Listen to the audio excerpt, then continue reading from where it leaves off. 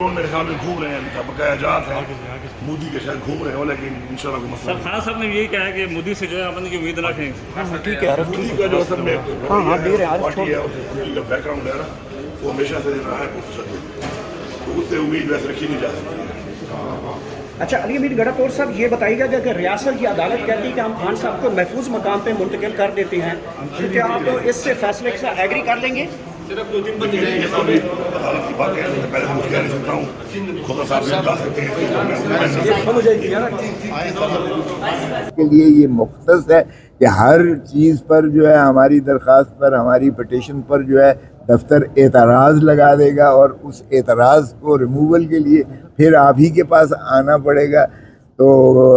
کہتے ہیں نہیں انصاف سبھی کے لیے، تو میں نے کہا پھر انصاف تو یہ دفتر والے تو نہیں کر سکتے ایڈجوڈیکیٹ کے یہ لوکل سٹینڈ آئی. میں نے کہا ایک شخص جس نے پٹیشن کی ہے وہ 6 کروڑ پاکستانی عوام کا چیف ایگزیکٹو ہے، وہ سی سی آئی کا ممبر ہے، وہ نیشنل سیکیورٹی کونسل کا ممبر ہے، پاکستان کا وہ ایک پلر ہونے کے ناطے سے اس کا سٹیک ہے اس ملک میں، اور وہ کہہ رہا ہے کہ نیشنل کوہیشن کے لیے، نیشنل یونٹی کے لیے ہمیں جو ہے ایک ایسا دشمن جو للکار رہا ہے اس کے لیے متحد ہونا اور متفق ہونا اور اتحاد کر کے ایک سیسا پلائی دیوار کی طرح ہونا یہ لازم اور ملزوم ہے پاکستان کی اس کے لیے بقا اور ترقی کے لیے. تو اس لیے پیرول پر کیا تو وہ کہنے لگے کہ ان کو سزا بھی ہوئی ہے. میں نے کہا وہ بھی اپیل آپ کے پاس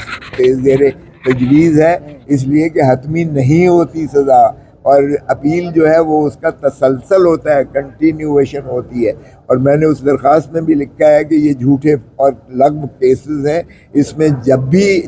بھی اپیل میں آیا ہے وہ سارے بری ہوئے ہیں کیسز، 3 سے تو بری ہو چکے اور باقی آپ کے پاس لگا ہوا ہے. وہ ایک انہوں نے فلمزی قسم کا اعتراض دفتر نے لگایا تھا کہ ارجنٹ آپ نے کیوں درخواست سسپینشن کی دی ہے جبکہ اپیل آپ نے آرڈنری کی ہے. تو میں نے کہا وہ آبجیکشن بھی آپ نے اوور رول کیا تھا، اس لیے چونکہ آپ ہی کے پاس زیر التوا ہے، تجویز ہے اپیل، آپ ہی مجاز ہیں پرومیشن پر. ان کا یہ اعتراض بھی تھا کہ دفتر نے جو اعتراض کیا کہ جی پٹیشنر خود کیوں نہیں آیا پرزنر،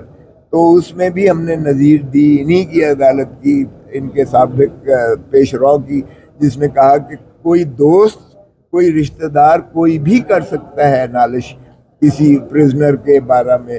اور پھر ہمیں کہا جی ہمیں تو وہ ملاقات نہیں کرنے دے رہے، خود چیف منسٹر صاحب کو ملاقات نہیں کرنے دی ہے، تو اس لیے ہم ان کی جانب سے کیسے کر سکتے تھے. ظاہر ہے کہ ایک ایسی